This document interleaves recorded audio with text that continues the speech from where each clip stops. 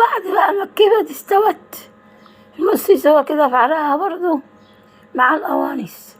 انا صفيت المية رميتها مش عايزاها، وقطعت الكبد زي ما انتم شايفين قطع صغيرة، وجبت بصل صغير اللي هو شيريه، اللي بيقولوا عليه شيريه، معرفش شيريه ايه. المهم قطعت البصل طرنشات، وجبت كام طماطمية قطعتهم قطع صغيرة مكعبات، ومعايا هنا فلفل اخضر على احمر هقطع منه. انزل بقى بايه؟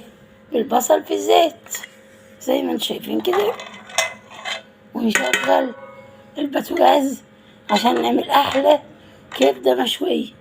كبده ايه؟ مشويه.